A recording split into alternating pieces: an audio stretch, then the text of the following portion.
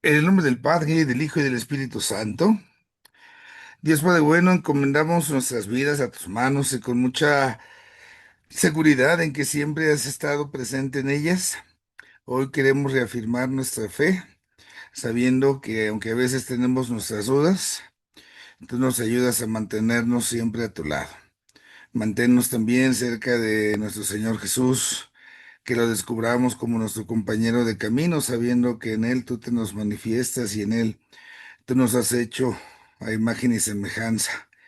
Y igualmente te pedimos que nos des la luz del Espíritu Santo, el entendimiento, para que penetrando un poquito los misterios de nuestra fe, también eso nos ayude a permanecer a tu lado y con ello tengamos la experiencia de nuestra fe que podamos compartir con los demás.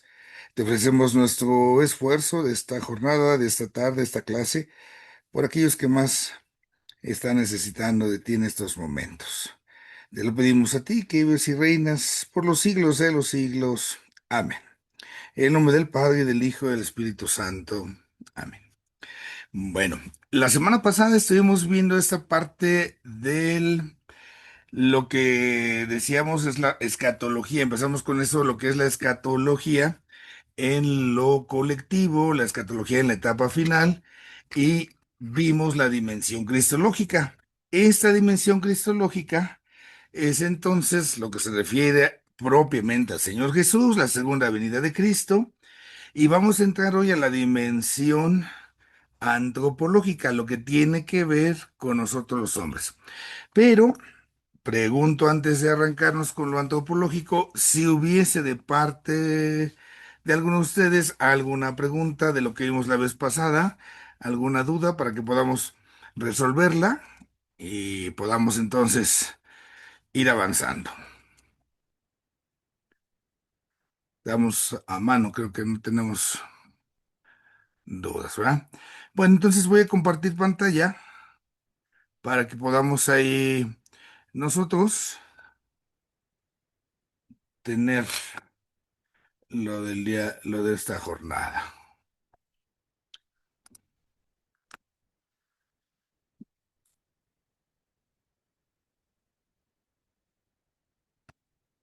Ok. Déjenme aquí hacer mi acomodo.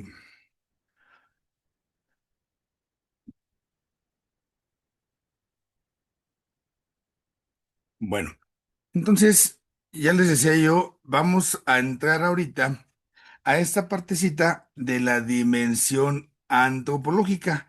Y lo que es para nosotros la dimensión antropológica, entonces es en razón, sí, de nosotros, pero a partir del encuentro con Cristo, ¿no? Estamos en la unidad segunda. Vamos a ver el 2.2.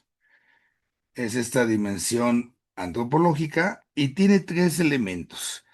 El día de hoy nos vamos a centrar en aquello que habrá de suceder en el juicio que hablamos nosotros, es de carácter universal.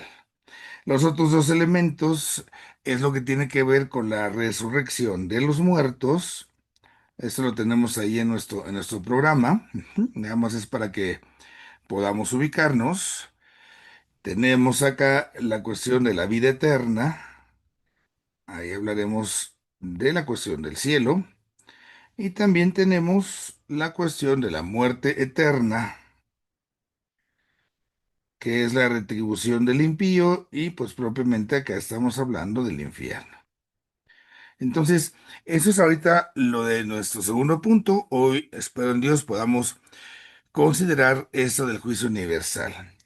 Recordemos ahí para ubicarnos básicamente nuestro esquema, ¿no? Está el ser humano. Sabemos que ese ser humano en algún momento tiene esta muerte que hemos tratado de precisar, que es una muerte física.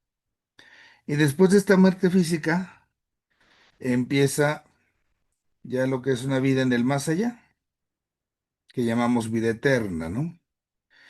Esta vida en el más allá, decíamos, es en el cielo, en el purgatorio, en el infierno. Y al final de los tiempos, aquí es donde estamos nosotros, es lo que llamamos la parucía. Ujú. Entonces, en esta parucía que vimos hace 8 días, es cuando hablamos nosotros en primer lugar de la dimensión cristológica, es lo que tiene que ver con la segunda venida de Cristo, esta parucía. Cuando ya llega Cristo, vamos a poner aquí al Señor Jesús, ¿sí? Ahora entonces el ser humano es colocado ante Cristo, pero no solo, sino toda la humanidad. Y esto es lo que nosotros vamos a ubicar el día de hoy. Estamos ante el Señor, allá en ese momento último, y lo primero que habrá de suceder, pues es este juicio, se llama universal porque es de todos. En ese momento, también ese juicio universal, será también lo que llamamos la resurrección de los muertos, cuerpo y alma se juntarán, y resultado de este juicio, entonces podrá ser aquí lo que es el cielo o lo que es el infierno. Es, digamos así, como esquemáticamente nosotros podemos ubicar justamente aquí esta parte, ¿no? Nosotros tendríamos esa ocasión, pues, de ir siempre como tratando, ¿no? De ir imaginando un poquito así la cosa y que nosotros, pues, podamos así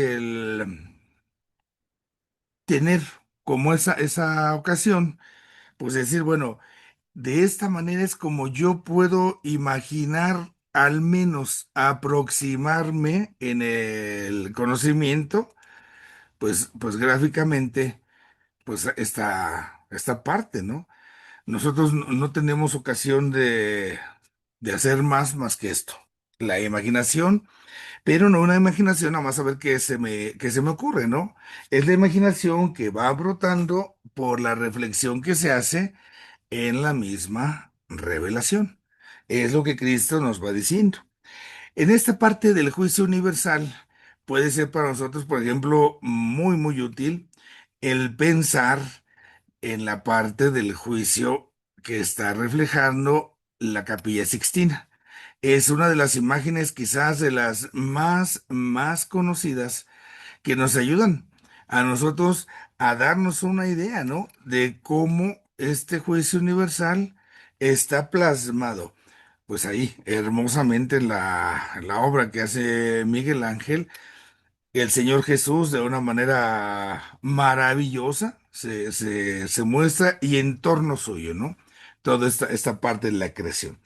Esto lo podemos ver reflejado con muchos autores, con muchos personajes que de una u otra manera, pues han hecho también esta representación al final y al cabo, pero con todo y todo, pues son, nosotros podemos decir, pues la expresión de nuestra fe. Llama la atención para nosotros ahí en la iglesia, justamente, pues que esté en la Capilla Sixtina, donde se elige, por ejemplo, al Papa, y que para nosotros, pues bajo la sombra de ese momento, pues se tomen esas decisiones. Esto, pues, es muy interesante. ¿Cómo tengo que decidir la cuestión del Papa? Pensemos ahí en los cardenales que tienen esa chamba y tienen encima pues lo que significa la misma muerte, o sea, la finitud de la vida. Y que de lo que se haga, pues será uno juzgado. Ahí en muchos momentos se puede decir, se puede manejar, es que los cardenales seguramente son influenciados por estas cosas, por esos intereses. Pues sí, no pudiésemos decir que no, pero qué fuerte tener sobre uno una imagen tan elocuente de lo que implica justamente el sentido de la misma vida, ¿no? Esa parte vale la pena que nosotros no la dejemos de considerar, lo fuerte que es la escena. Bueno, esto tendría para nosotros justamente también que servirnos para pensar en eso, ¿no? ¿Qué tanto yo tengo imágenes de lo que es este juicio, pero de lo que corresponde en verdad.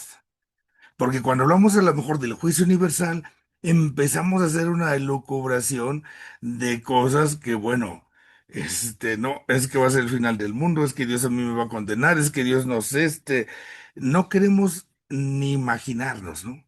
Y sin embargo son realidades que nosotros no vamos al final y al cabo como a evitar, por si yo lo quisiera decir de esa manera, pues para nada. Tengo yo justamente que comprender que son realidades que me tocarán vivir, queramos o no. Pero, ¿qué entiendo yo por ese juicio universal? ¿Cómo me lo imagino, no? ¿Cómo lo proyecto? ¿Cómo lo vivo?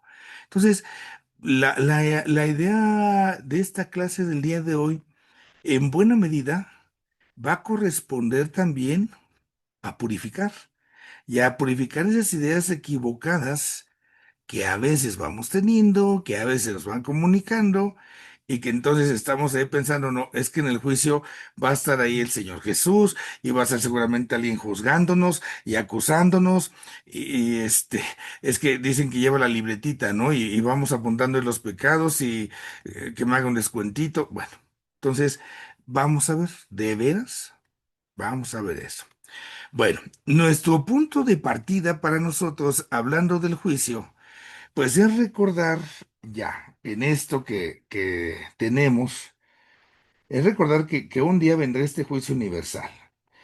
Este juicio universal sucederá entonces ante Cristo.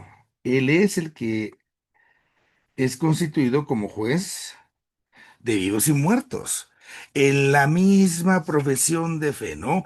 Cuando nosotros hacemos el credo, es lo que nosotros decimos. Creemos en el Señor Jesús, que habrá de venir, decimos, a juzgar a vivos y muertos. Entonces, en nuestro credo, en esa profesión de fe, así lo expresamos, que Cristo vendrá, ¿sí?, a juzgar.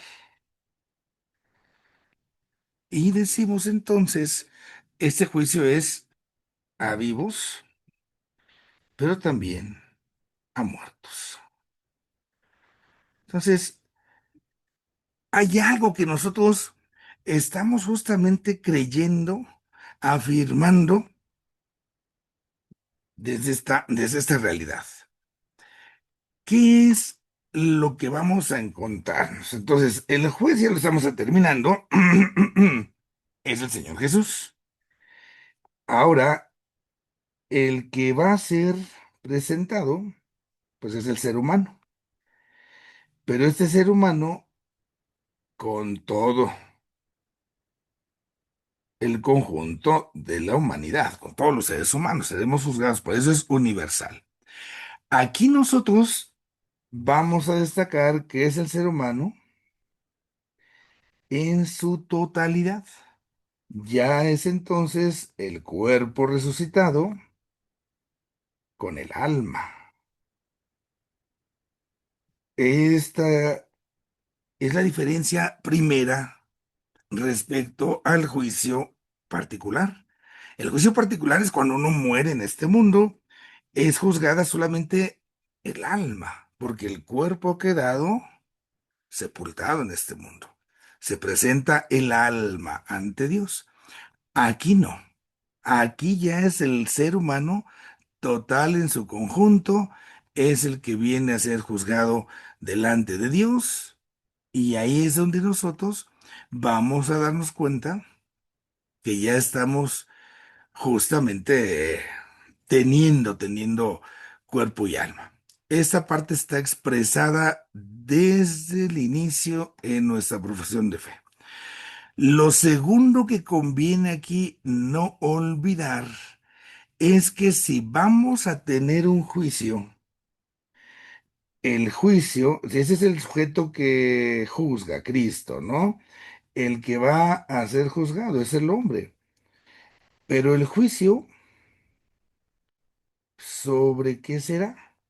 Pues entonces sobre nuestros actos, Esa es la materia sobre la cual nosotros seremos juzgados. Dios va a juzgar en entonces las conductas, los actos que yo haya tenido. Y detrás de estos actos nosotros pues hablamos de un valor moral. Cuando decimos que estos actos que hemos hecho tienen un valor moral, es porque pudieron haber sido buenos o malos. Estuve hambriento, me fuiste a ver, estuve sediento, me diste de beber, estaba desnudo y me vestiste, estaba encarcelado, me socorriste. Entonces, ahí es donde nosotros nos damos cuenta. La materia del juicio es sobre esos actos. Y actos, ojo, que tienen un valor moral. Nosotros tenemos que distinguir, hay unos que se llaman actos del hombre, así se le distingue, y actos humanos. Para no complicar esta distinción, nosotros pensemos en lo moral.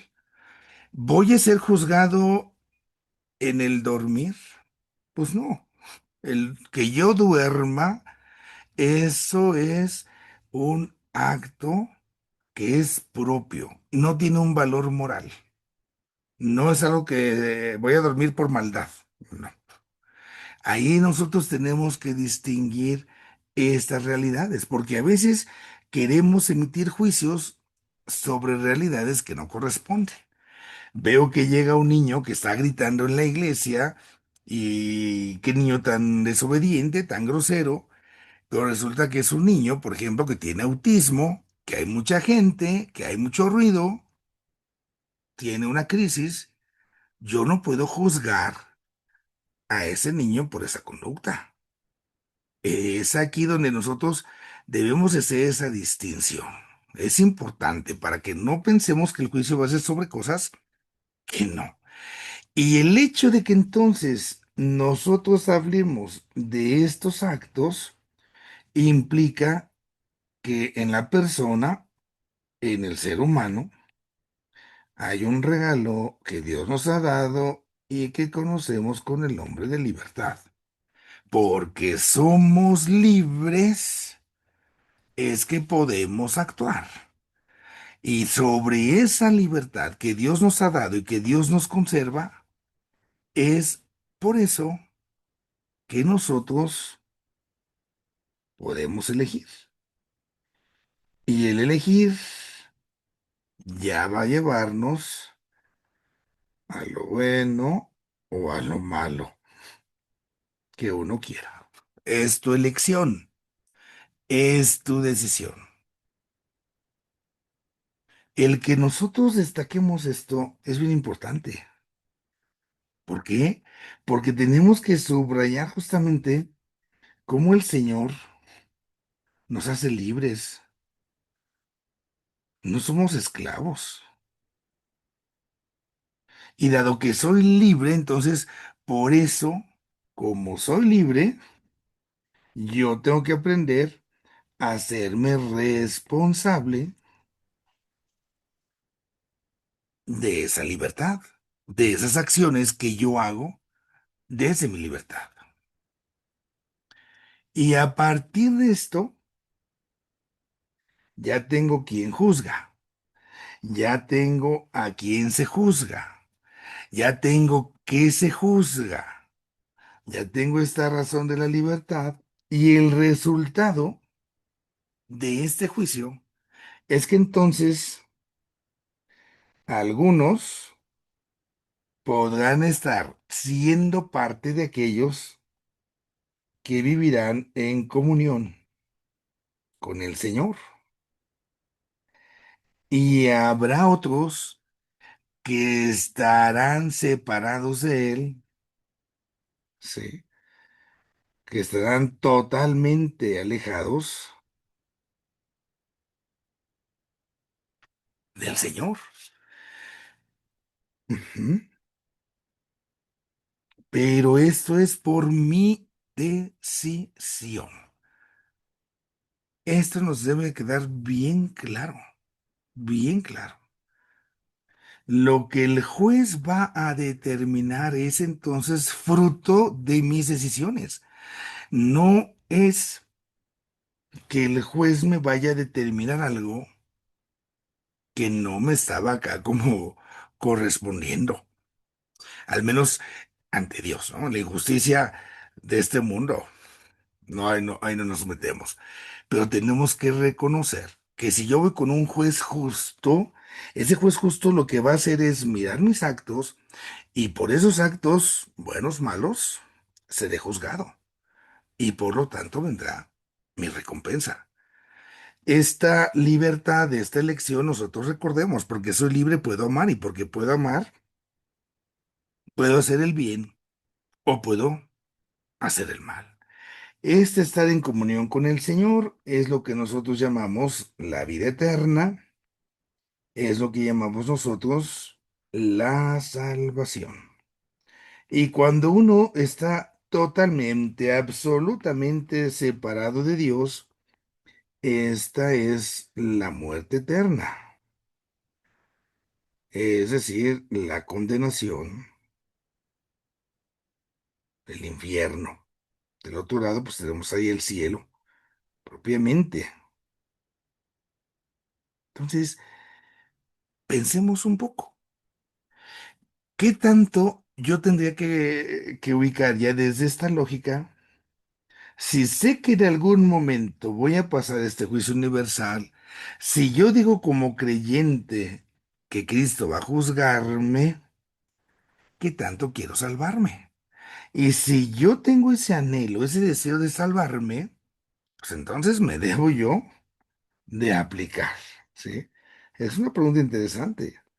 ¿Hay dentro de mí este anhelo, este deseo de salvación, de estar en esa comunión? Esto brota por el amor, ¿no? Y este amor es lo que yo hago. Amo porque puedo, porque soy libre, porque soy libre. Ujú.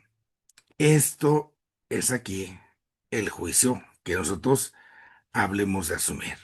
Ahora, en la escritura, vamos a ver este respaldo. Ya está aquí como nuestra introducción, vamos a rellenarle de carnita, digamos. Ya tenemos ahí nuestro esqueleto. En la Sagrada Escritura, nosotros vamos a encontrar una serie de textos, tanto en el Antiguo Testamento como en el Nuevo Testamento, que nos van a hacer referencias justamente a esta idea del juicio. Es algo que el pueblo de Dios va a ir penetrando paulatinamente, poco a poco, se va a ir hablando del juicio, ¿sí? No es algo que ya desde el principio se ha determinado. Pues, paulatinamente se comienza a hablar del juicio, de qué es lo que implica, qué es lo que conlleva. Ujú. Propiamente ya será el libro de la sabiduría, que es de los últimos libros del Antiguo Testamento, ya será el libro de la sabiduría, el primero así ya de que habla del juicio, pero ya de una manera muy clara, ya muy bien estructurada. Ya en el libro de la sabiduría se hace conciencia de que habrá un juicio universal, se habla ya con todas, de un juicio universal y que de ese juicio universal podrá justamente tenerse en dos resultados, hacia los justos que van a un lado y hacia los injustos, pues que también tendrán su recompensa, pero por el otro lado. Y se hace mención también de que esto va a suceder en el final de los tiempos.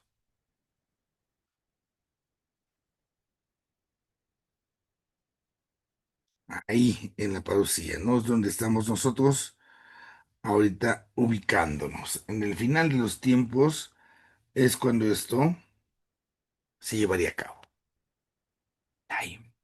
Luego, en el Nuevo Testamento, vamos a encontrarnos a un Señor Jesús que con mucha más claridad ya habla, expresa y abiertamente de esto. Ya, totalmente Jesús en el Nuevo Testamento, en más de una ocasión, hace mención de este tema. Ujú. Y ahí, en su predicación, en su enseñanza, se incluye. ¿A qué se refiere?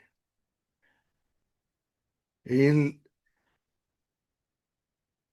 lo sabe de una manera, pues, clara. Es algo que sucederá. Sabemos que no saben ni el día ni la hora, pero sí sabe que habrá un juicio. También Jesús sabe que Él será constituido como juez. Lo vemos así en el texto de la Escritura. Y también serán los apóstoles quienes poco a poco empezarán a ir reproduciendo esta idea. Ya va a ser el final de los tiempos, ya va a estar el Señor Jesús, Él es el juicio, Él es el juzgador, entonces yo creo que sí nos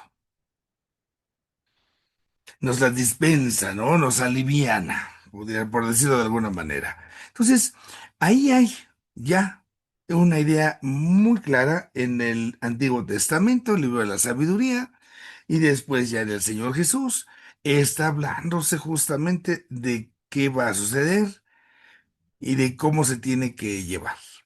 Ahora, aquí, en esta realidad del Nuevo Testamento, también a Cristo luego se le llama el juez desde el Antiguo Testamento, sí, pero que se va a cumplir acá en el Nuevo Testamento. Es el Mesías, recordemos, que estaba siendo esperado. Y al ser el Mesías esperado, es donde entonces se va a concretizar en él. Esto también hace que a Cristo se le llame en algunos textos, por eso, el Hijo del Hombre. Hablando del Hijo del Hombre, está haciendo referencia al profeta Daniel. Y esta parte es como el cumplimiento, ¿no? Que en Cristo se está cumpliendo. Ahora, en el Nuevo Testamento viene la cita maestra, que es el texto del cual les he yo referido y que es esos que conviene tengamos, pero casi de memoria, ¿no? Mateo 25, 31, 46. Aquí se hace en este texto una escenificación, tal cual, una escenificación de cómo justamente será el juicio final. Vengan, benditos de mi Padre, ¿no? Y acérquense al reino de los cielos preparado para ustedes desde la creación del mundo. Esta parte es tan hermosa. Vengan, benditos de mi Padre, acérquense, tomen posesión del reino de los cielos, ¿no? Ese detalle del reino de Dios, el reino de los cielos,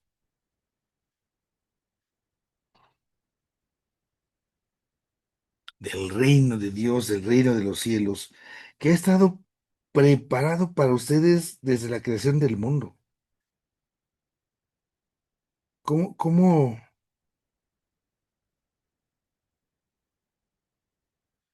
lo expresa, no? Dios siempre nos ha pensado. El que yo tenga conciencia de esta realidad es lo que suscita justamente mi respuesta, es lo que suscita mi amor.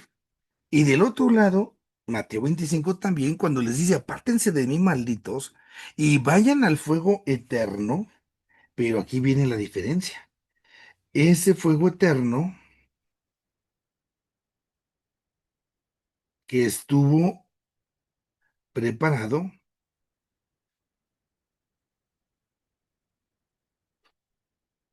para el diablo y sus ángeles. Ahí nos damos cuenta del plan de Dios,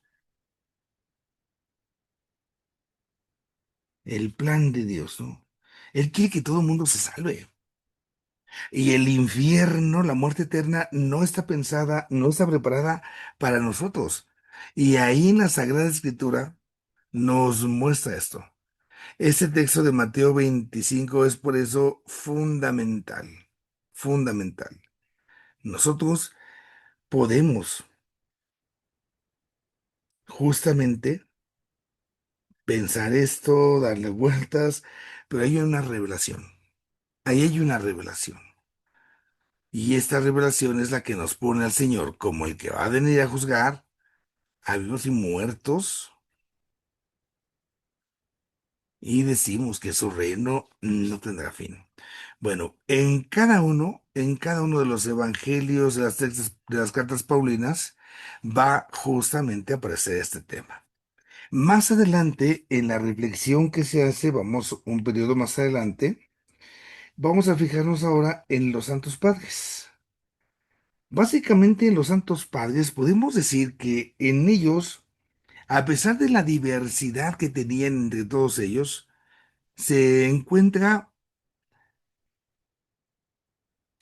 cierta presión porque tienen que dar ese testimonio. Tienen que hablar de esto a las nuevas culturas. Tienen que buscar palabras, tienen que buscar idiomas y lo van a hacer y lo van a lograr. Y aquí podemos decir, en general, hay una gran coincidencia a la hora de expresar esos temas. Sí.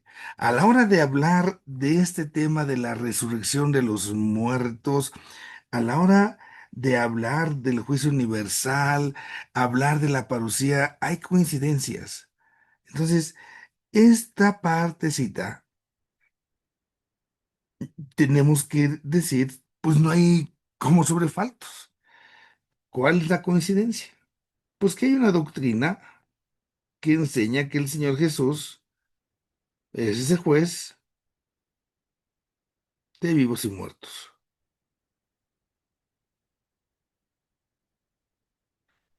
Ujú. Es la coincidencia que se va dando. Va viendo justamente aquí como una expresión de que se anhela que ya sea pronto, de que esta parucía, recordemos lo que vimos la vez pasada, pues se quisiera que ya llegara, que ya fuera, que ya sucediera, pero tiene que irse acomodando. Tienen que irse como abajando esos impulsos que la comunidad tiene. Ahí podemos ver esta serie de testimonios y que son bastantes testimonios de esta verdad. Después de esto, tenemos ahora nosotros que hablar, ujú, de dentro de la tradición de los santos padres, se va haciendo algo por la forma como van ahí ellos enseñando sus cosas, que se llamarán los símbolos de fe, o entendamos los credos.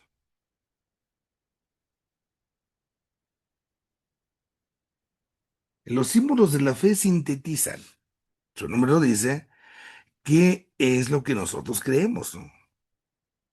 Simplemente. ¿Qué vamos a encontrar en los símbolos de la fe? Hablando de esos símbolos de la fe, hablando de estos símbolos que nos van a dar nuestra fe, nosotros tenemos que decir, bueno, este símbolo, sí, sí, pero ¿qué es lo que está simbolizando? ¿Qué es lo que está justamente hablando? Y aquí los símbolos de la fe, los credos, lo primero que vamos a dar es que en general también todos van a testiguar, todos van a premiar por lo que no podíamos, digamos así, nosotros despreciar el avance que se va teniendo, pero tiene que irse madurando. Aquí entonces ya teníamos la expresión acá arriba del juicio. Decíamos, creemos en esto porque decimos, vendrá a juzgar a vivos y muertos, ¿no? Creo en Dios Padre. Y tenemos que tener esa partecita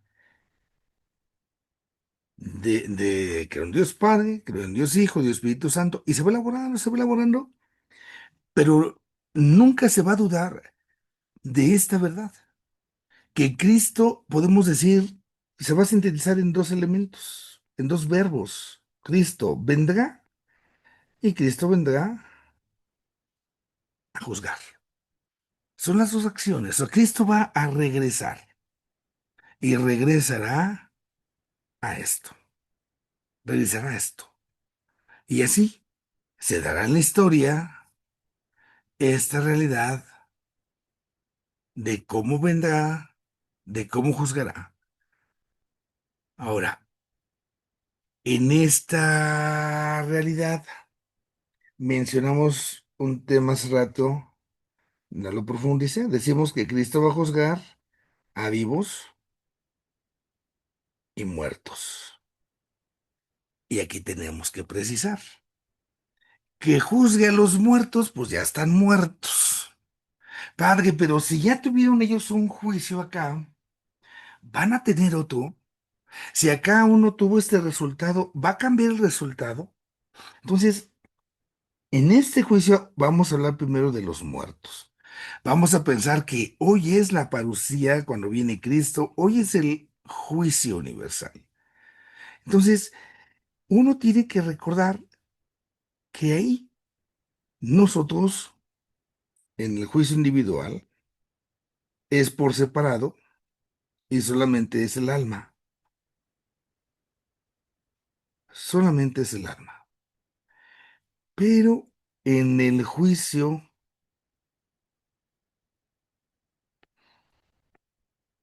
universal ya no se juzgará solamente al alma, sino toda la persona, cuerpo y alma, sea que vengan de los que quedemos vivos si Dios permitiera, o sea de los que ya habían muerto pero que han resucitado.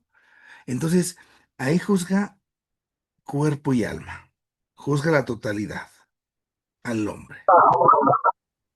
Esa es la primera realidad que tenemos aquí nosotros al alcance para afirmar. La segunda realidad es que el juicio individual se va a confirmar. No hay cambios. Se va solamente a corroborar. Se vuelve solamente ahí a confirmar, a corroborar. No hay cambio. Si en el juicio individual salí con cinco me quedé. Si por lo menos saqué 7, bueno, ya puedo subir quizás a 10. Es la ventaja. Pero, ¿qué tanto yo ubico esta parte de decir, bueno, ya nada más es como pasar el resultado, ¿no? No hay cambios, es lo que tenemos que afirmar acá, no hay cambios. Y hablando de las personas que queden o quedemos vivos, entonces en ellos ya no va a haber un juicio individual. Ya este juicio individual tuvo su uso en esta realidad del juicio universal. Voy con vivos. Hablando de vivos, pensemos que esta persona, pues ya al no morir, no muere físicamente,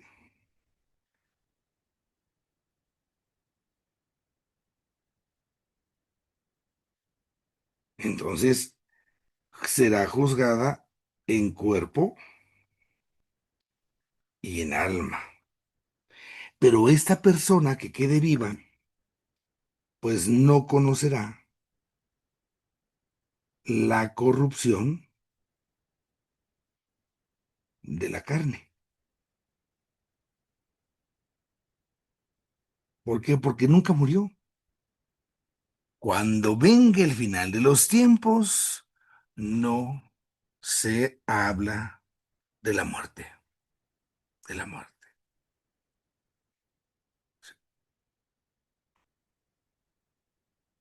Esto nos hace ver que si hoy se acabara el mundo, ya nosotros no moriríamos, pero no significa que no seríamos juzgados, sino que ya vamos a ser juzgados con toda la bola, por decirlo así. Y no en lo individual como sucedió el alma cuando fue justamente nada más, pues para ti solita, vamos a decirlo de esa manera, ¿no? Es la parte ahí de, pues, estudio, digámoslo así. Ahora, ya vimos un poquito así los datos bíblicos, patrísticos, magisterio. Vamos a sacar como nuestras conclusiones. Sí. ¿Qué conclusiones podemos sacar a partir de todos estos elementos? Bueno, ¿cómo será el juicio? El cómo. En el cómo ya quedamos Mateo 25. Vengan benditos de mi Padre, tomen posesión del reino que estaba preparado para ustedes.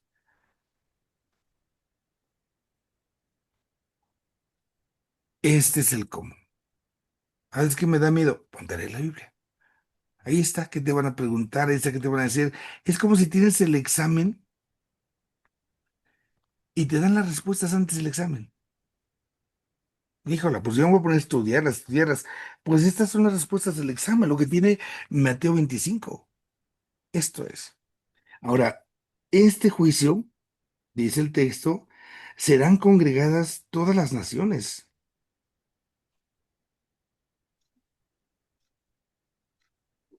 todas las naciones. Después, tanto buenos como malos habrán de ser separados. Y esta separación será totalmente definitiva. Una vez que se dé el juicio, ya no hay que vengo para acá, ya no hay que regreso para allá, ya. Y la otra verdad es que es de inmediato. El resultado se aplica de inmediato. No es como que, bueno, ya salió el juicio, ahora vamos a ver para cuándo. No. Nosotros no podemos decir, es que luego me regreso, más al ratito vengo para que me den la sentencia. No. Inmediatamente, al hacer el juicio, de inmediato, se pronuncia la sentencia.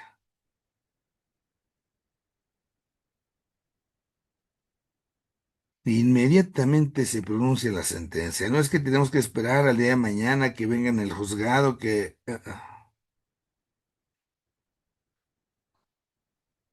esa sentencia que ya no se puede cambiar. Es Cristo, ujú, en esas conclusiones, sigo acá. ¿Quién juzga? Ya nosotros decíamos, Cristo.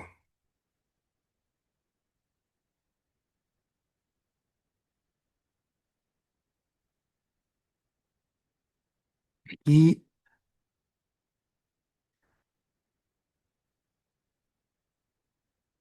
hay ahí unas expresiones de cierto dualismo que luego se quieren dar. Fíjense ahora los muchachos en este símbolo del Yig Yang, ¿no? Que es una bolita y la mitad está así como con la curvita como ondeadita, la mitad blanca, la mitad negra. Es que las fuerzas del bien y del mal están en armonía, están en equilibrio. No, nosotros no creemos en eso. Aquí no hay equilibrio entre el bien y el mal, porque si hubiera un equilibrio bien-mal, significa que son iguales. Significa que el mal está a la altura del bien, que el demonio está a la altura de Cristo, pero para nada. Aquí el que debe mandar es el jefe, él es el que va a juzgar por eso. Él es el que gana. Juzga por eso a todos, vivos y muertos. Ahora, en este juicio que hace Cristo, Él va a tener sus ayudantes. Y esos ayudantes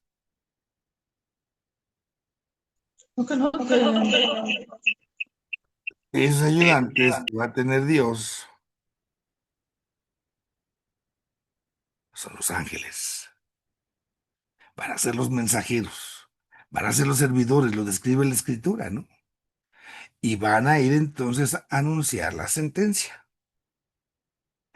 ¿Cuál es el objeto del juicio? Ya decíamos hace rato que van a juzgar, pues, nuestras obras, lo bueno o lo malo que hicimos. Y estas obras buenas o malas que nosotros hicimos, puede ser que estén ocultas, pero Dios conoce todo. Entonces, las obras, voy a ponerlo así, visibles, o incluso las otras, las ocultas, ¿no? Porque luego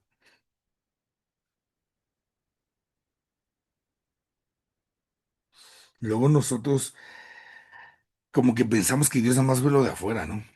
Pues no, Dios conoce el corazón del hombre. Ese es el objeto del juicio. ¿Cuándo, Padre? ¿Cuándo va a ser el juicio? El tiempo, ¿no? ¿Dónde? ¿Cuándo? ¿A qué horas? Esto es desconocido. Nadie sabe ni el día ni la hora. Nadie. Nadie sabe ni el día ni la hora. Sabemos que habrá de suceder.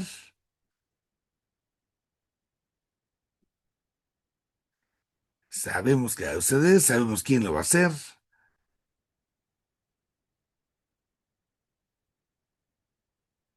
Pero no cuándo, ni a qué horas, ni dónde. Ahí nos morimos luego de ganas, ¿no? Ahora, el juicio, aquí atención por favor, ¿eh? El juicio es para la gloria de Dios, no es para buscar castigos, condenaciones, no, no. El juicio es para la glorificación del Señor,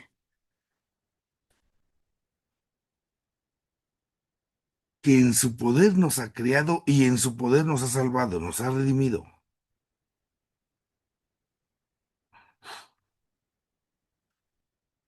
Esta glorificación de Dios, esta glorificación de Cristo,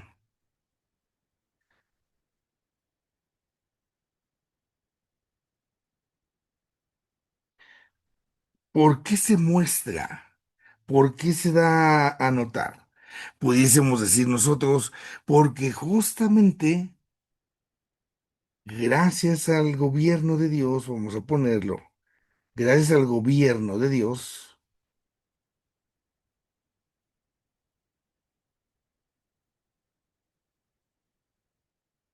nosotros, gente que le viene que este feo, gracias entonces, ujú, gracias, decimos a esto, al gobierno de Dios, a la forma en cómo organiza, a la forma en cómo lleva las riendas, sí, gracias al gobierno de Dios, en todos lados, en toda la creación. Entonces, ¿qué se está llevando aquí? Pues la salvación. Y no,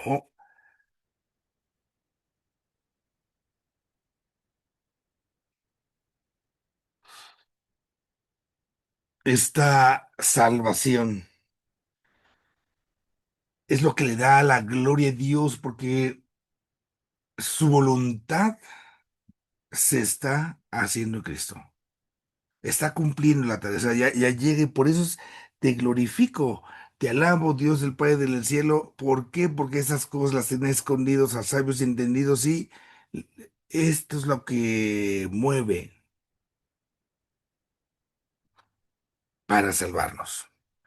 Otro elemento que aquí es importante que nosotros podamos comprender en ese sentido es que el encuentro que nosotros podamos tener, el encuentro que nosotros podamos tener con el Señor, busca esa salvación.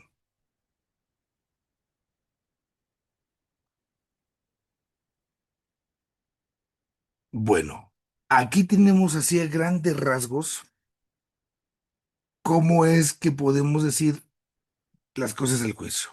Es así, no sabemos cuándo juzga Cristo, qué cosa juzga, cuáles son algunas aportaciones que podemos obtener desde la Sagrada Escritura, los santos padres, y ya ahí nosotros también podemos decir, bueno, los padres enseñaron esto, el credo dice esto, la Biblia dice esto, yo como parte de la iglesia digo esto, creo en esto y lo asumo.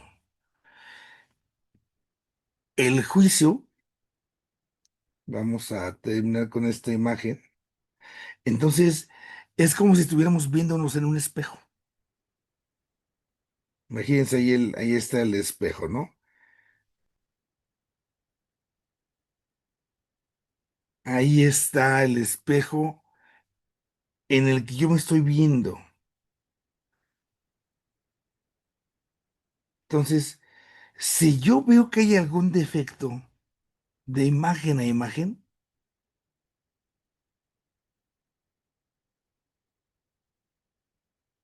me miro al espejo. Aquí está el modelo original.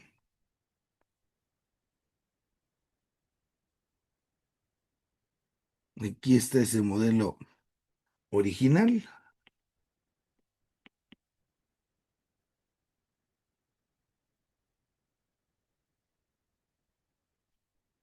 Y el hombre tiene que darse cuenta que falta. Hagan de cuenta cuando se uno a peinar, ¿no? Se ve uno en el espejo y hay pelos un poquito parados, algo así como chuecos. O sea, esas son como las cosas que yo digo no tienen que estar ahí. Las tengo que emparejar, las tengo que acomodar. El juicio es eso que nosotros entonces sabemos que no tiene que estar ahí y que tenemos que quitar. En el juicio individual nosotros hablaremos en ese sentido con la cuestión del purgatorio, el purificar. Aquí en el purgatorio, ¿por qué? Porque se trata del juicio, pero ya universal.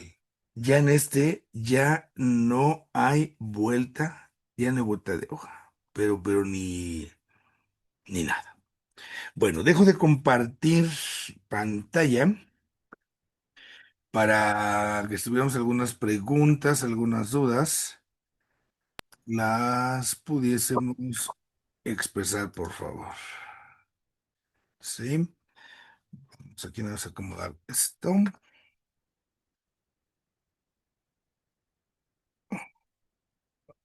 Ok.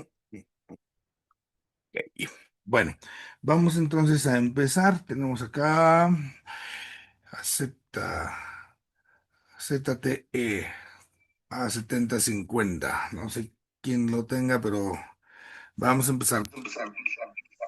Soy yo, Padre Francisco. Ok, ok, ok. Ya te Es vi, que ya tuve te- que entrar por otro lado, por la aplicación, porque directo en link no me deja entrar. Ok, ya te preocupes. Sí, bueno, nada más una pregunta, Padre. Usted dijo y eso es lo que creemos en la Iglesia Católica, ¿no? Que inmediatamente después de la muerte es el juicio. Pero bueno, obviamente la teología protestante dice otra cosa, ¿no? O sea, niega esto y que ahí se quedan los cuerpos y hasta el juicio universal. Pero yo quisiera preguntarle si hay algún texto o cuáles textos hay de referencia que indiquen o respalden, si no claramente, al menos pues ahí que se pueda interpretar que ese juicio es de manera inmediata. Ok, esa pregunta se la guardo, porque la vamos a ver en el tema de la escatología individual. Ahorita empezamos con lo que es la escatología colectiva de todos. Y sí, tenemos ahí textos donde se justifica el que en la fe nosotros creemos que hay de inmediato un juicio. A veces no vamos a encontrar textos expresamente directos, recordemos eso en la escritura, que diga, ay, mira, es que exactamente aquí dice que cuando se muere uno, lueguito, lueguito viene el juicio. No, pero sí vamos a encontrar textos que nos permiten afirmar ello. Así de inmediato y sin ponernos en el texto, el hecho de cuando se habla la presencia donde está el rico Epulón y está Lázaro, uno acá arriba con el otro acá abajo, están ya juzgados, ya están gozando o sufriendo, pero todavía no llega el juicio universal, todavía no llega el fin de los tiempos. Entonces, por ejemplo, en ese texto no dice nada de un juicio particular, pero sí podemos afirmar que ya hubo un juicio para cada uno, porque uno está acá, el otro está acá, y podemos afirmar que es un juicio así particular porque todavía no llega al final de los tiempos, porque Cristo todavía estaba en el mundo. Ese es el tipo de textos que nos van a poder ayudar, por ejemplo, ahí a hacer esa afirmación. Pero es tema, tal cual esto es tema de clase, el juicio individual. Ujú. Correcto, padre, gracias. Ok, seguimos acá con Blanca. Ay, hola, padre, buenos días. Oiga, tengo tres preguntas. Venga, Una que dice que el juicio es universal y para la humanidad, pero yo lo que tengo duda es solo para la universalidad de católicos o creyentes en Cristo o para todos, sea la religión que profesen. Esa es una, padre. La segunda es que en todos los juicios tienes un abogado defensor. Aquí nunca he escuchado que se diga, sí, usted nos explicó que nuestros actos nos van a defender, por decir de alguna forma, ¿no? Pero si siempre tenemos y nombramos al Espíritu Santo como nuestro abogado, estará allí para decir, acuérdate que el padre hizo esto, que Blanca falló en tal, o sea, esas es una duda o a lo mejor estoy expresándome mal, padre. Y la última es que ya se me perdió. Ah, espéreme. Ah, sí. Y que el alma entienda un poquito más cómo va a ser juzgada, ¿no? Porque es la que nos impulsa junto con el pensamiento y a tomar las decisiones y eso. Pero ¿cómo será juzgado el cuerpo? ok. En la parte primera, nosotros tenemos que recordar que venimos de Dios y cuando Dios nos ha creado, afirmamos que nos ha creado a su imagen y semejanza y que esa huella de Dios, esa imagen de Dios queda en todo el género humano. Entonces, todo ser humano, católico, protestante, judío, musulmán, ateo, lo que sea, todo ser humano, afirmamos que es criatura de Dios y que entonces Dios habita y esto nosotros le llamamos la ley natural, la conciencia. Si yo dijera que solo es para solo los cristianos, solo los católicos, entonces, por ejemplo, el mandamiento, pensemos, mandamiento de matar. No matarás, solo aplica para los que creen en los mandamientos. Entonces, yo como soy ateo, como no creo en los mandamientos, ¿puedo matar? Y la respuesta evidentemente es no. ¿Por qué? Porque dentro del ser humano hay una ley natural que aunque yo sea ateo, protestante, lo que yo sea, hay algo, nosotros decimos alguien, que nos recuerda que eso no está bien. Ahí nosotros podemos decir como todo ser humano es consciente de lo que hace, es consciente de sus actos. Y el hecho de que yo sea consciente de mis actos, esto me hace responsable de ellos. Puedo básicamente decir, digamos así, que cualquier persona, sea la religión o no religión que profese, pero cualquier persona será juzgada. Todos. Aquí no son unos ni otros. Y este juicio es en razón de este amor con el que vivimos. Y ahí está por eso la conciencia. Entonces, es para todos. Esta universalidad es universalidad de todos. Después, en la segunda pregunta, si tenemos o no tenemos un abogado. Esta imagen ya es más humana. porque parecería que está alguien acusándonos y que tenemos que tener alguien que nos defienda, y la pregunta es ante quién nos va a defender. Entonces, parecería que es Cristo el que está sentado acá, juzgando, acá el acusado, y es que si se le olvidó a Cristo el Espíritu, el Paráclito, el que viene a recordar, es que acuérdate que el Padre, acuérdate que Blanca, pues no, porque entonces estaremos diciendo que Cristo estaría siendo como olvidadizo, como que no tuviera una memoria, pues cuando al final y al cabo es Dios. La defensa, digamos, ¿contra quién sería? Pues no se trata de que yo me defienda contra Dios, porque no es que Dios me quiera condenar. Dios quiere salvarme. Si yo no he aplicado ese anhelo de salvarme, si yo nada más lo he buscado por ahí, esta situación pues nos va a dejar así como que, bueno, pues ¿de qué se trató entonces el papel del Espíritu Santo? Es el abogado, es el paráclito. Bueno, pensemos y recordemos acá la imagen del paráclito. En el Antiguo Testamento no hay abogado como nosotros lo tenemos. Cuando ahí alguien era juzgado, había acusado, perdón, entonces se hacía una asamblea donde se juntaban las personas y se ponía en medio el acusado. Y se le empezaba a decir, es esto y esto y esto. Y si alguno de los presentes deseaba respaldar al acusado, esa persona se ponía a un lado del acusado para justamente como fortalecer con su presencia, con el testimonio, yo fortalezco su inocencia. Digamos así, yo respondo por él. No solamente es el que yo lo vengo a defender, yo vengo a recordar que él hizo, esto es más profundo, sino que yo soy capaz de hacerme uno con él y lo que a él, la suerte de él va conmigo también. El paráclito, el abogado defensor se penetra, digamos así, y entonces se hace uno con él. Porque no es que venga el abogado a defender, sino simplemente me pongo a su lado y con mi presencia, yo digo, yo meto las manos al fuego por él, yo respondo por él, así en esos términos, ¿no?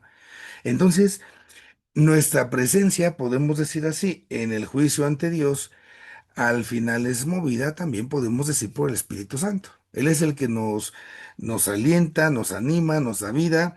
Él es el que en la conciencia, aunque no le digamos Espíritu Santo, actúa para hablar y para llevarnos por el buen camino. Pero la clave es esa, el Paráclito como defensor no es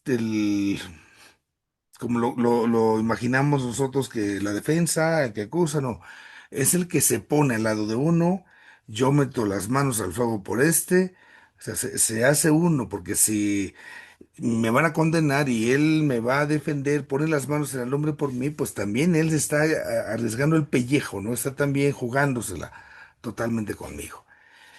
Ahí es donde podemos mirar así el papel del Santo Espíritu. Y luego la forma del juicio.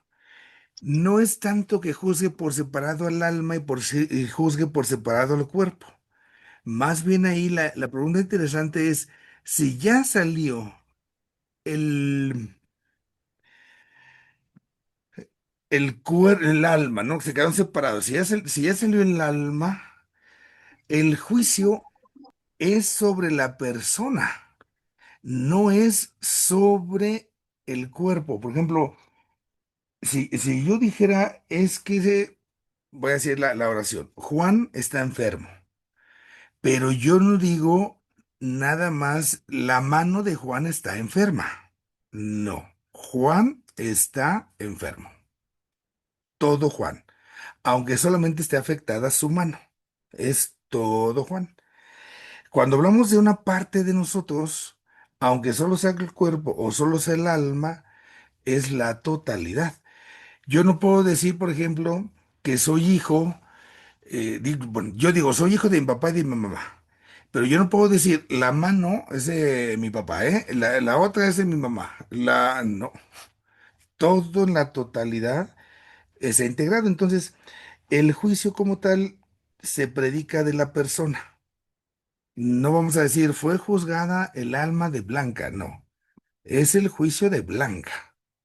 Y después el cuerpo, cuando se vuelve a unir al alma, solamente ratificará la sentencia que se ha dado, digámoslo de esa manera, pero se juzga a la persona, aunque aquí en este momento solamente esté presente en su propia alma.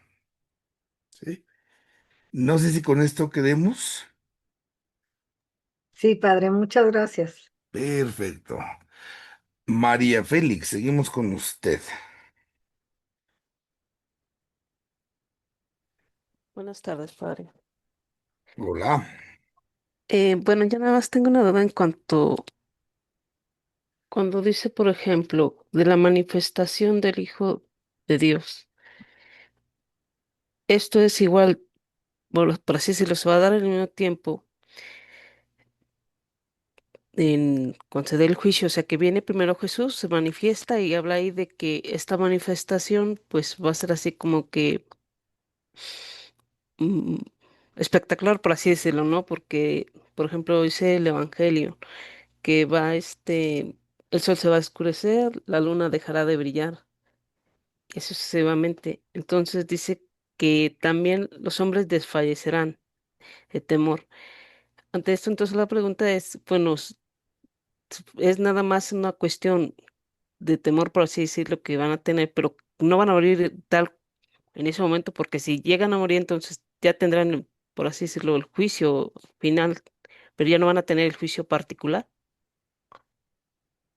Ahí alcanzo a descubrir como dos temas, no sé si esté bien, si me equivoco, ahorita lo precisamos, como dos realidades a precisar ahí. La forma en cómo se narra el juicio, cómo se describe, a veces obedece a un carácter de la lengua, el carácter lingüístico, que es el género del Apocalipsis. Y entonces se dice, por ejemplo, se bambolearán las estrellas del cielo, ¿no? Y entonces nosotros ya estamos viendo a ver si no una estrella no se nos viene para acá, no encima. Esa parte es un lenguaje. Ese también es tema de nuestra clase.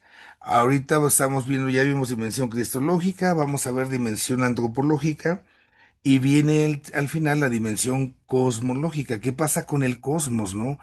Cuando escuchamos es que vendrán en el Apocalipsis una serie como de desastres naturales. Y es ahí donde algunos se agarran y es que no, no, ya ven cómo estuvo la lluvia, ya viene el fin del mundo, porque ven que anoche tembló ya por allá en el otro lado del mundo y después lo del volcán y ya. Y no, no va por ahí la interpretación. Entonces, ahí nosotros tenemos que recordar que el que uno tenga por decirlo así, la imagen que nos podemos recrear de todo esto, pues tenemos que también saber purificar. Y esa purificación, pues tiene justamente, podemos decir nosotros, que presentarse así gráficamente para que comprendamos un poco más. Eso es por un lado, ¿no? La cuestión cosmológica. En la cuestión cristológica, sí, es Cristo que viene y se manifiesta de manera gloriosa. Y ante esa gloria de Cristo es que nosotros seremos presentados y seremos juzgados en esa realidad. Esto es entonces cómo nosotros podemos visualizar un poquito, por un lado, lo que hace el Señor Jesús, por el otro lado, la creación, pero al final es un actuar de Dios en su conjunto. No sé si quedemos un poquito con esto, hija. Sí, está bien. Tengo otra pregunta. ¿Sí? Este, en cuanto a las llamadas revelaciones privadas, ¿no? Que hablan precisamente también de lo que va haciendo estos juicios, más bien el juicio particular. Pero la duda es ahí, porque por ejemplo hablan de que, en este caso, por ejemplo, el padre Carlos Cancelado, colombiano, de cómo en ese juicio particular eh, se juzga así por las obras, pero que estas obras más bien va siendo una cuestión que tienen que ser perfectas, porque a veces pueden hacerse, pero no son obras perfectas. Y es por eso que igual es así como que la condenación, pero más bien igual el que bueno, ciertamente si se puede dar, ¿no? O puede ser el que uno mismo es el que se va a dar así como que la sentencia, ¿no? Por ejemplo, ¿por qué? Porque no se puede uno acercar con todo lo que lleva uno así de imperfecto o todo lo que fue imperfecto ante Dios, que es en esa perfección de amor, ¿no? Por así decirlo. Entonces es uno mismo el que se va a alejar, no es tanto que sea Dios. ¿Qué tanto puede ser cierto esto entonces? Ok. Del padre Carlos Cancelado yo desconozco la historia, su figura y si él tenga revelaciones. Pero si tuviera revelaciones, habría que ver más bien qué dice el magisterio.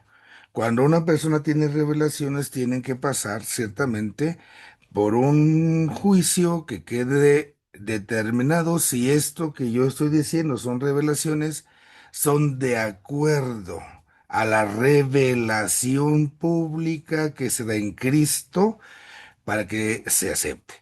Porque si al rato yo resulta que estoy teniendo revelaciones y que no van de acuerdo a lo que dice Cristo, voy a acabar protestante, como le pasó al José Smith, ¿no?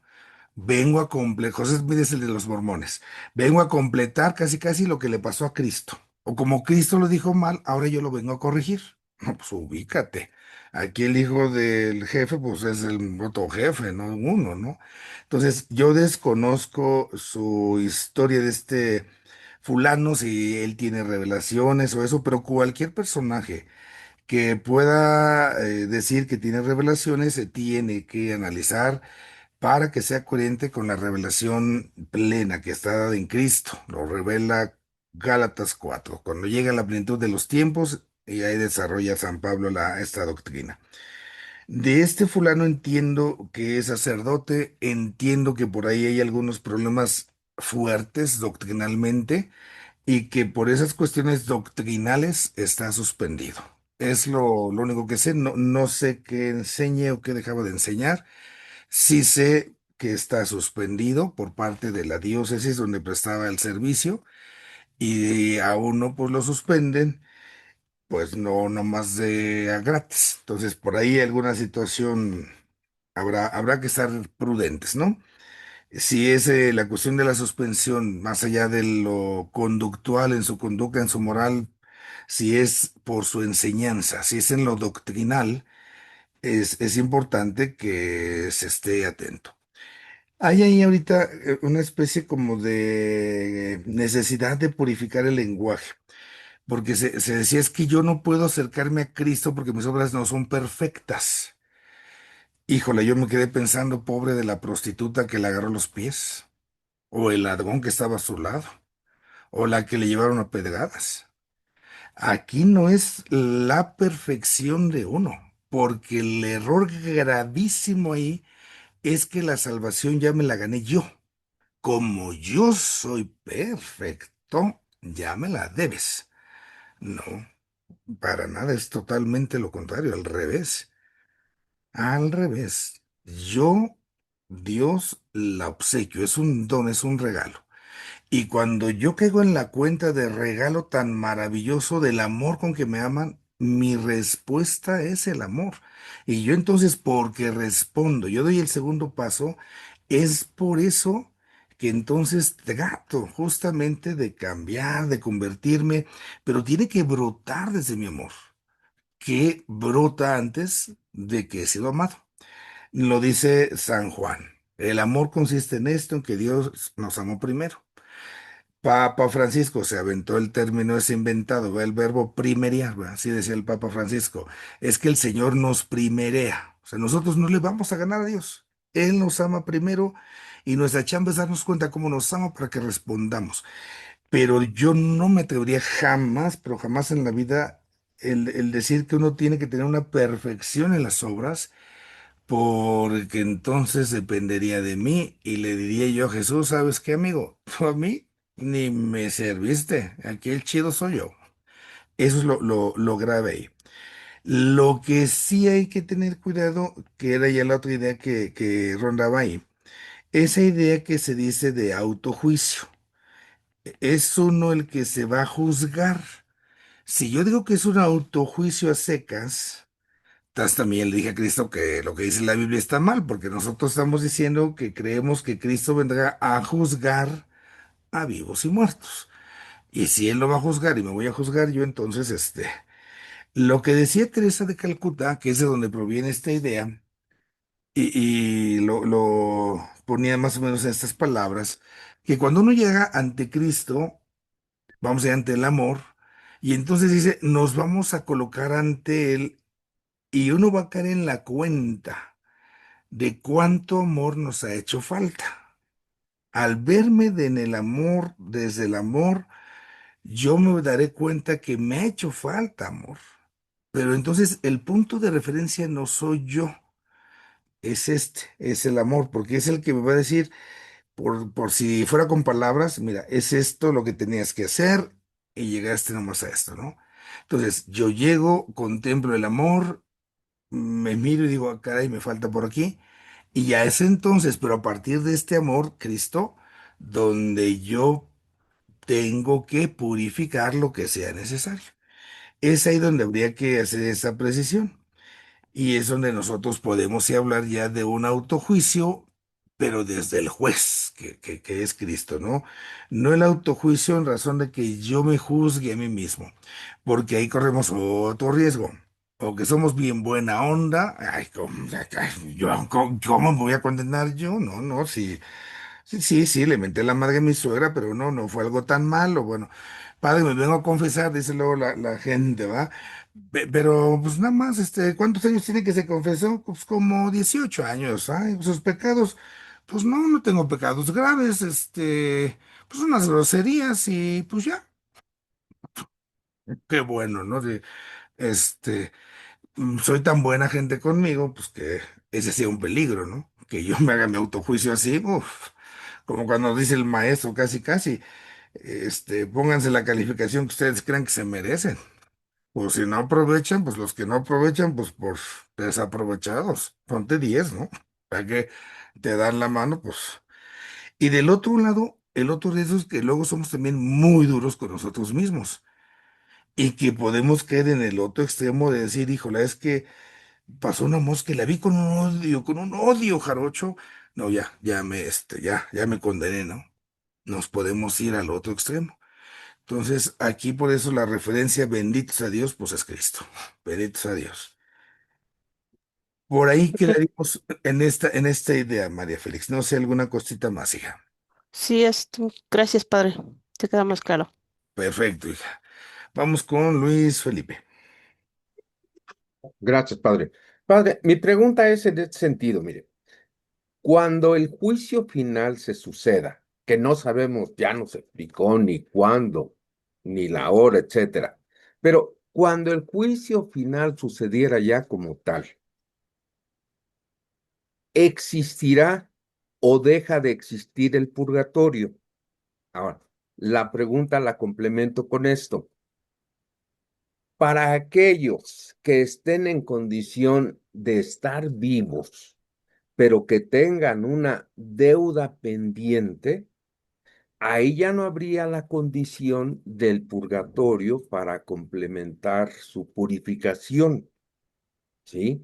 Ahora, ¿qué pasaría en en este contexto? No sabemos. Esa es una pregunta porque tampoco podemos afirmar que nos iríamos al infierno. Vamos a suponer que se acaba ahí el mundo, ¿no?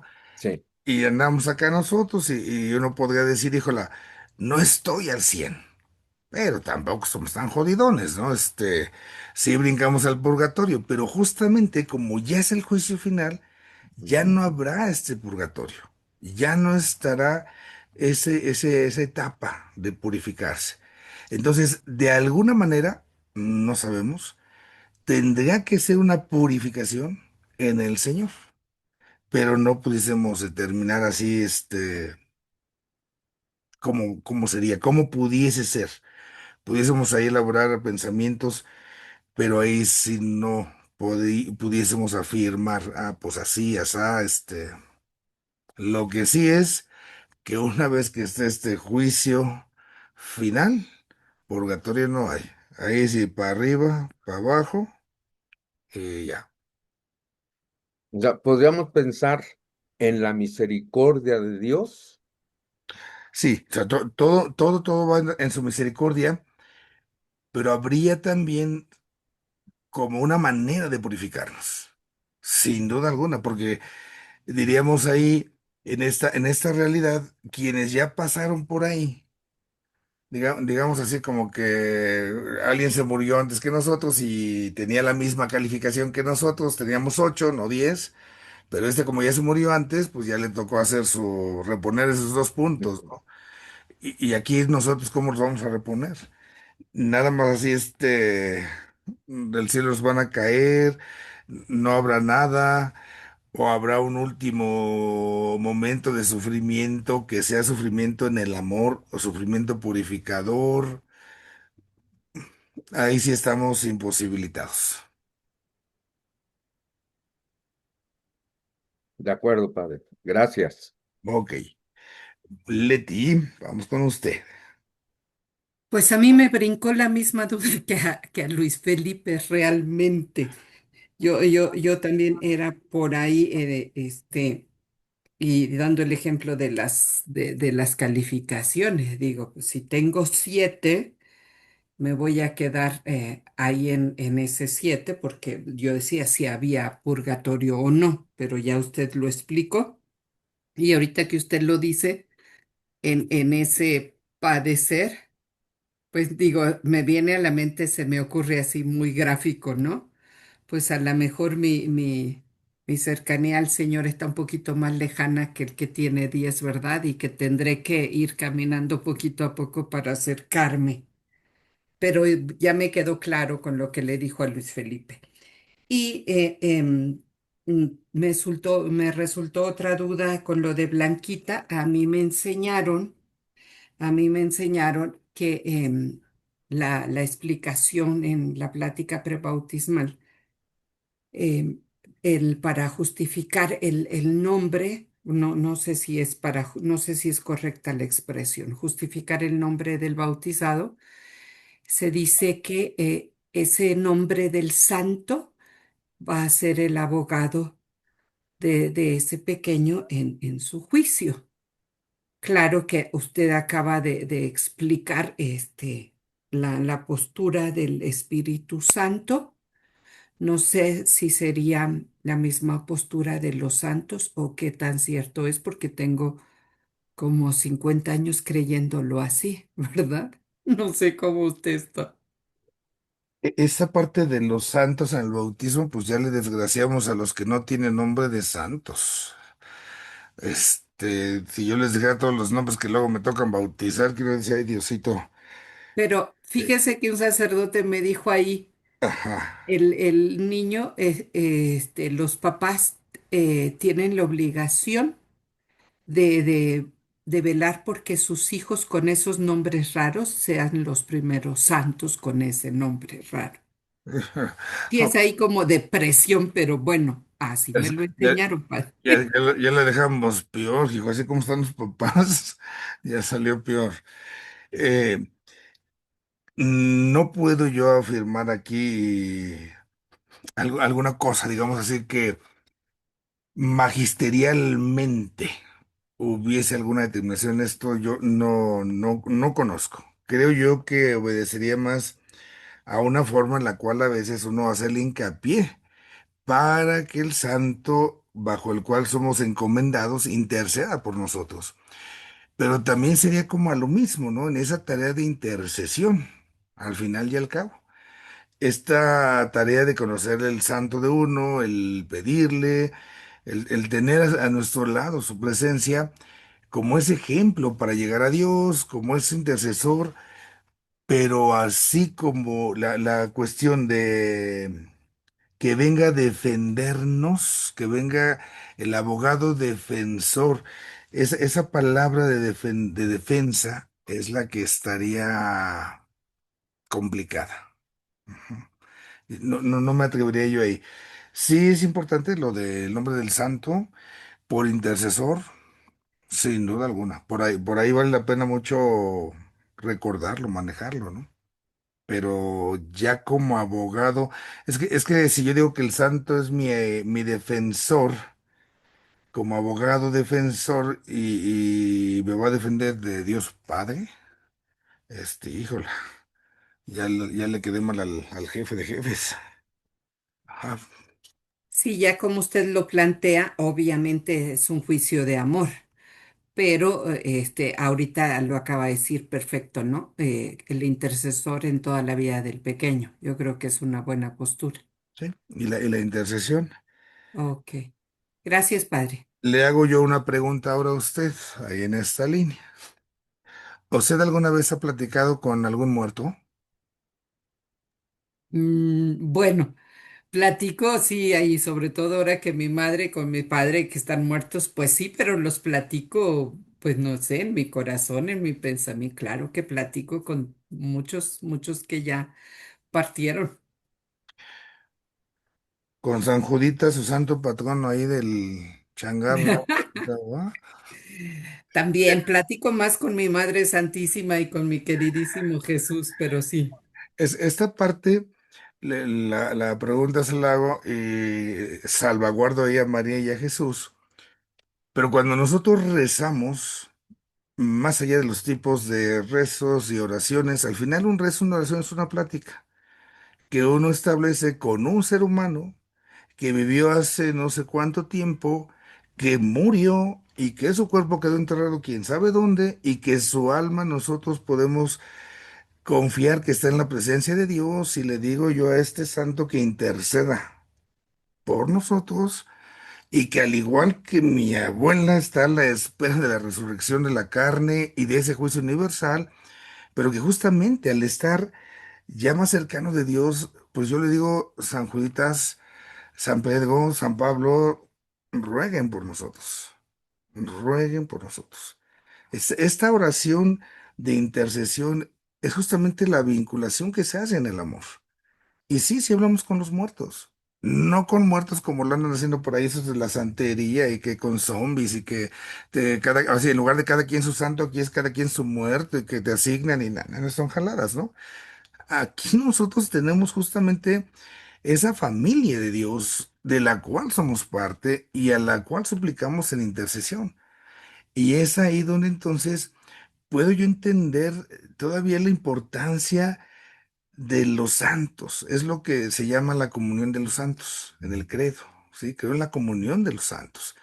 Y esos santos puede ser que sean canonizados o no canonizados, como puede ser mi padre, mi madre, o San Juditas o San Pedro, pero que son parte de una iglesia celeste, purgante, y que somos parte de esta iglesia peregrina. Entonces, ahí es donde viene esa solidaridad y la importancia, por ejemplo, de esos nombres. Voy a tener un hijo y le voy a poner el nombre de mi abuelito, le voy a poner el nombre de mi mamá, mi hija. Como que hay cierta referencia hacia ella, como que hay cierta conexión, y esto nos puede ayudar a explicar ese elemento de la importancia justamente de los santos. Pero ya es en esa línea, ¿no? De somos familia, es esa solidaridad y no en esta realidad de que nos tienen que defender. Ujú. Gracias, padre. Perfectamente. Estamos con Gaby. Buenas tardes, padre. Mi pregunta es, por ejemplo, mencionaba los trastornos. Vamos, si una persona tiene un trastorno como esquizofrenia que lo lleva a una psicosis y dice, en mi ley natural está en no matar y mata o se autodestruye, vamos, con suicidio, ¿esta persona qué consecuencias tienen en ese juicio final? Si no hay una conciencia, digamos, porque hay una enfermedad mental. Dado que no hay conciencia, no hay pecado. Hay una acción mala, pero no es imputable porque no tiene conciencia. Recordemos nosotros, para que hablemos del pecado se necesita el consentimiento. Entonces, ahí no puede ser juzgada como alguien que por esa maldad hizo algo malo. Mató a alguien, condena. No, porque no hay esa conciencia que sepa qué fue lo que hizo.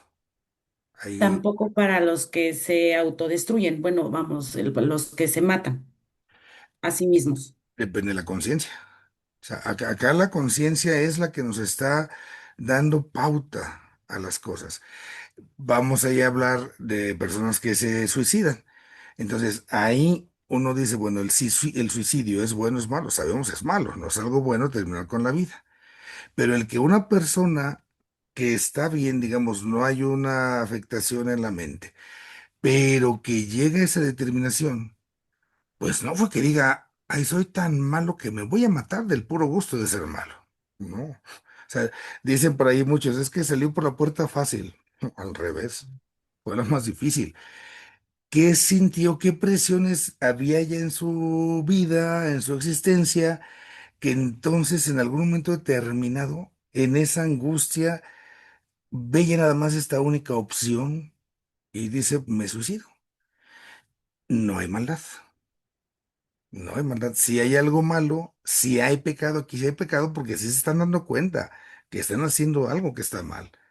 Pero no tengo la maldad de alguien que mata, digamos, a sangre fría.